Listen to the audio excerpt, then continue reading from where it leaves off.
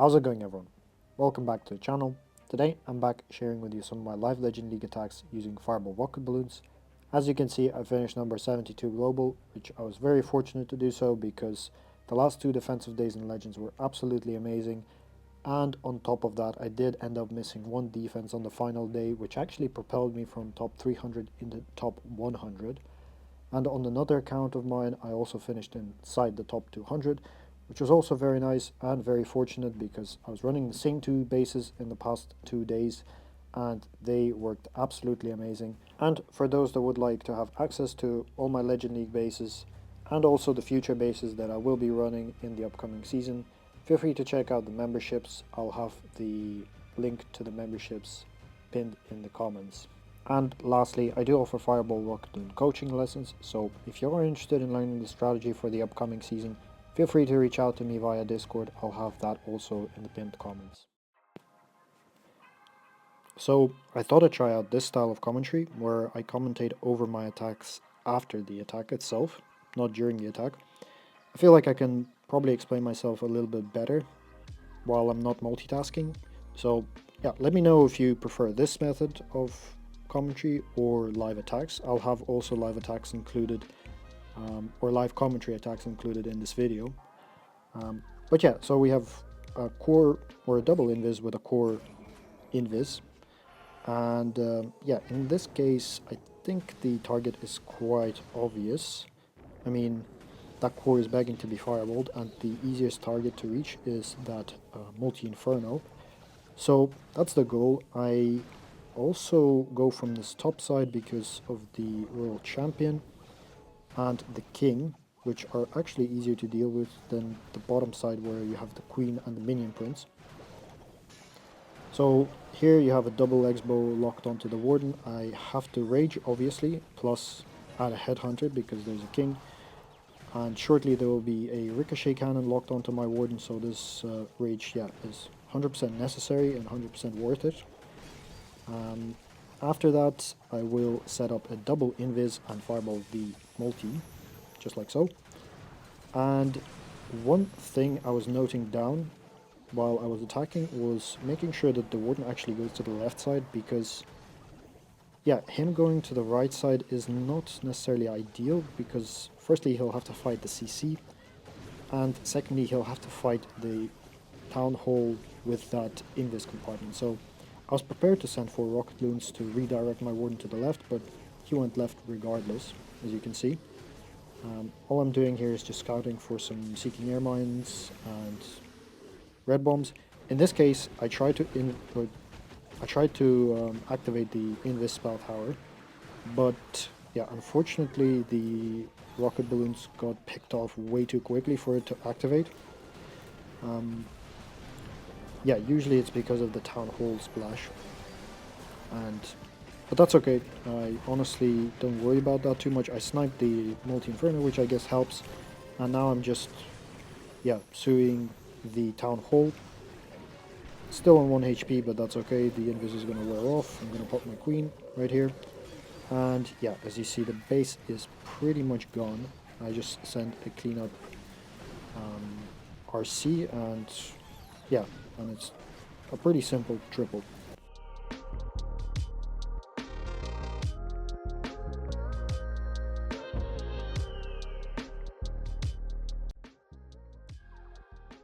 Alright, so up next, a double poison base, which, if you look at it, doesn't necessarily have any obvious value. You could potentially fireball the sweeper. That would get the clan castle. Or what I decided to do in this case was to fireball the builder hut beside the town hall. And that builder hut, fireballing that builder hut would actually get both fire spitters. So yeah, if you're aiming for that builder hut, you start at 6 o'clock, and at this point I'm sending rocket balloons, and yeah, I find a NATO, which is what I was trying to scout.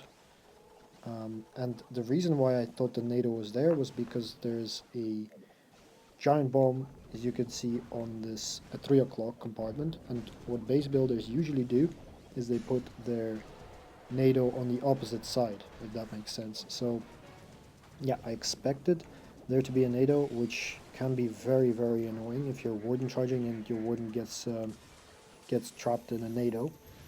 So yeah, I've set up the fireball, double invis, pretty simple. At this point, yeah, I have to decide where do I want the warden to go, if I have a preferred side for him to go. So in this case, I decide that, okay, going towards the right side is actually a better move, because he just stays outside of the damage of the town hall.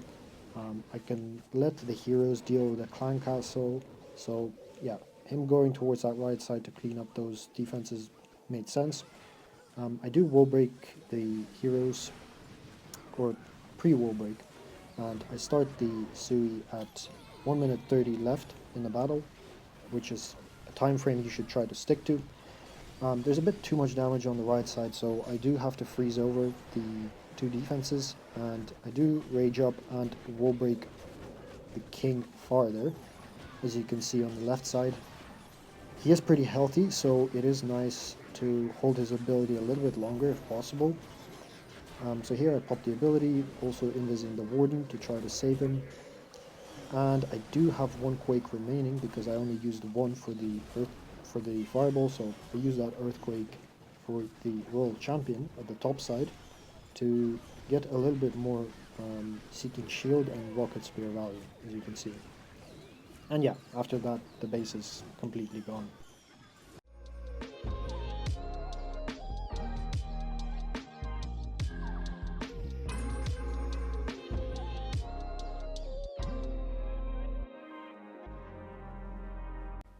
Okay, yet again, double poison. Um, 1, 2, 3, 4. Okay, so I'm just gonna fireball the monolith.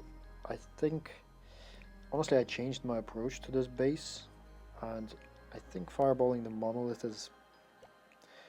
makes life a little bit easier, honestly, in my opinion. Fireball the monolith, let the warden decide where he wants to go.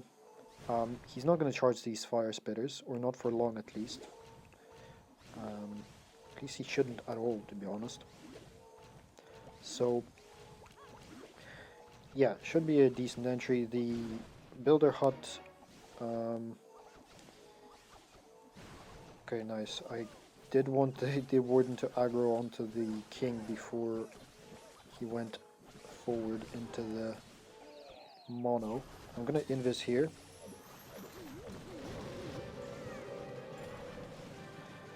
There were two seeking air mines, which is nice because, well, it's nice that my jelly pulled both of them. And now we're gonna pull this poison, just like so. And potentially pull, yeah, exactly, this NATO. I kind of expected it to be near this gigabomb, but yeah, I guess not. So let's see, we're just gonna start the hero dive, and I will freeze this real quick. I'm not sure if this is the best freeze, like the value for freeze, but I want this. Okay, there's a lot of seeking air mines, 2 seeking air mines, 3. Need to pop the king right here. Okay, and freeze the royal champion and reach the king and the queen. Up the warden here a little bit. Up the queen and use the clones to kind of protect the queen. And now we're just gonna use the world champion on the back end. Help out with a couple of rocket balloons here to help the warden. And yeah, this is kind of how you take this style of base down with fireball Rocketloons.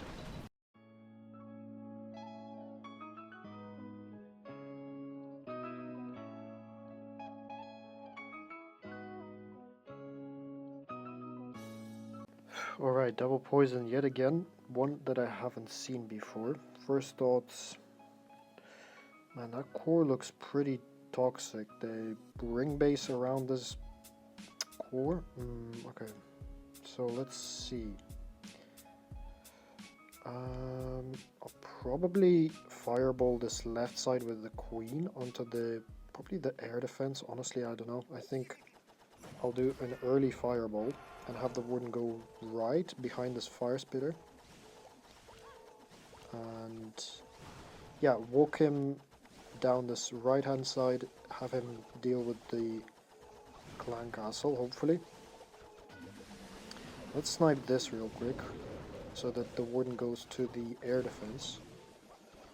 Could probably do a fireball onto this instead, like this. And have a rocket balloon take care of this. Right, there's a lot of traps there that my jelly pulled, so that was fortunate. I might have the warden in charge of the town hall, I'm not yet sure. Let's freeze this. Okay. And we're gonna start probably the Sui from the... Oh man, this is really annoying actually. Can the warden take care of this? Probably have to rage him up here. Hopefully it's not a toxic clan castle, which honestly just might be. Yeah, it is. Well, one rocket balloon I think is fine, I'm not too sure. Man, my warden actually went very low there for a second. Okay. I'll need to rage the warden up yet again. And yeah, this wall breaker is not going where it needs to. I have some invis spells here for the warden. Oh rip, that king was not great with the ability. We have some invis spells yet again. Like, I'll keep using it on the warden if necessary, because I think it just might be necessary. We're gonna send the RC from the opposite side here. Let's keep invising the warden. I don't really want him to fight the king, because he's gonna lose that for sure. We have 20 seconds. Man, that's a tough base, honestly. That's not an easy one. Let's see. Nothing else remaining? 20 seconds. Do we have the time here? Yeah, I think we got this one, right?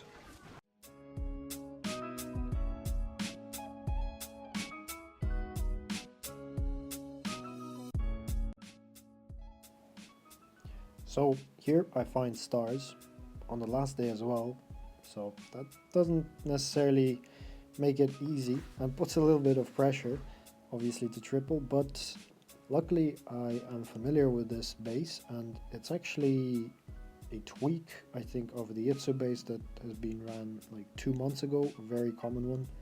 And what I usually do for this style of base is I basically charge through this rage tower with the warden, and I fireball the multi-inferno beside the clan castle. You can see it at the top of the screen, but yeah, I want to get through all these defenses, and I also want to make sure I don't pre-trigger that rage, which is kind of why I'm avoiding dropping the Rocketloons. Although here I get a Seeking Airmine right to the face of a healer, so I'm kind of forced to use use a Rocket Loon to scout, because going in with the Warden charge with 3 healers is just a no-go, honestly. So I was kind of forced to do that. But yeah, freezing the Raged Up Arch Tower here, and I'll rage up shortly. Yeah, so this is the second rage, but yeah, it's worth the investment for the amount of defenses that you're taking out in this compact area. Plus you get really good fireball value. So as you can see, after this, after all these defenses go down, it's actually not that much damage. You have the fire spitter that isn't even pointing your direction, and the wizard tower. So just have to stay patient, wait for those two to go down, and I'll be able to fireball directly onto the multi-inferno. And yeah, I think after that he should be fairly safe, which is perfectly timed because at 1:30 you should be sending your Sui, which it is at the moment. The warden is safe for now, at least. I do spot that the Town Hall and the Ricochet Cannon hits him, so I have to react and Invis. The Wall Breaker failed on the left side for the King, so I re-Wall Break. Also do an Invis on the Warden and I rage him up to fight the Minion Prince, while at the same time trying to Wall Break my Sui a bit deeper into the core, using a poison spell near the Warden for the King, who he's going to fight shortly, I believe. I get really good Spiky Ball and Earthquake Roots value, as you saw on the left side. The Warden, yeah, he got his value. The RC at the top at 12 o'clock is just cleaning up buildings, and I do have also the Queen ability, yeah, and this base was completely crushed.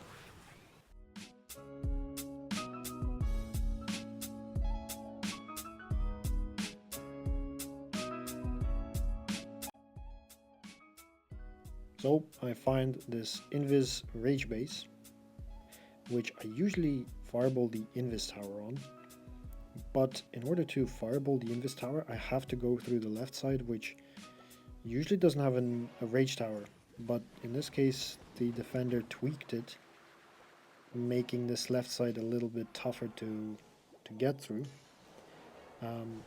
But I still decide to go for it. I feel that my Warden will have enough firepower. He will have to fight a lot of defenses and a lot of damage. I do send a few rocket balloons, which I mean is okay. I think the Rage Tower would have been triggered either way. But here I'm about to fight two scatter shots, and I am about to potentially pull the clan castle. As you see, I'm investing my second invis, and the jelly wears out. Problem here is I have only one invis, and I have to try to somehow fireball this monolith or the arch tower to get the clan castle and that invis section down. So I start trying to trim out the defenses. I try to get greedy and go for the invis over those three, and I completely fail. So now I'm just trying to stay patient. Luckily, those rocket balloons actually take out the air or the Tesla, which makes it possible for me to fireball directly. I do get a partial CC pull, but since there's no damage on the Warden, I think he is fine here with just a poison. I have invested a lot of spells at this point, as you can see, and time is definitely not on my side. The Warden is going towards the Inferno Tower, which is quite nice because I don't have any rocket balloons to snipe it, so it would have been a bit of an issue if I had to go with a hero dive from this bottom side. But yeah, you see there's just a ton of damage. I'm fighting a sweeper as well, which was I think tweaked as well on this base. So fighting that, trying to focus on the Warden. I think the firepower of the heroes is enough at the top side to take care of the Town Hall and everything. And I back up my RC with the Warden at this point, because the Warden doesn't have that much left in him. And it does work out. The Rocket Spears actually get a boost of this Rage Gem from the Warden. So it's actually a nice way to increase the amount of value you get from your Rocket Spears. And as you see, actually there's 20 seconds left, so that was pretty comfortable on time, just a little bit sketchy at the very start.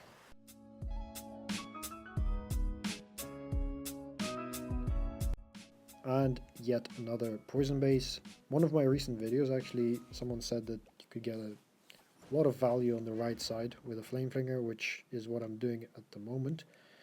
And well, the plan for this attack was basically to fireball potentially this fire spitter and well, get a lot of value with a flame flinger obviously, and have the Warden go towards this monolith towards the other fire spitter. At least that was the plan. I can get a direct fireball here. Yep, just like so, with one quake. And the warden, yeah, the warden's next target is the monolith, since the jelly is still active. So that was the plan, but yeah, as you can see, I'm trying to funnel this side, but the jelly is still active, so actually he reroutes to the 6 o'clock wizard tower, which honestly is fine because the flame flinger, you generally don't really want the warden to go towards the flame flinger, but in this case the flame flinger is so far away that, you know, even if the warden goes down towards this side, he's not going to rejoin with the super minions that will come out of it eventually. Um, so I just let him do his thing, and I am using rocket balloons to try to set up a funnel for my heroes here, because obviously I'm using a flame flinger, so I have to set up a funnel somehow. So that's another nice use case for the rocket balloons. Here I spot that the king actually goes around, so I actually will break him into this air defense at 3 o'clock on the left side, if you can see that. And yeah, have him join in with the queen again, which was a good adjustment because he would have been just stuck banging on walls if yeah, if I missed that part. And he gets actually decent value here, opens up the core, gives access to the queen. Well, if she reroutes back into the core, that is. But actually, I send the RC, seeing that the queen is, yeah, going around shopping. Send the RC for the town hall, have the warden, have the super minions all collapse towards this air defense, and yeah.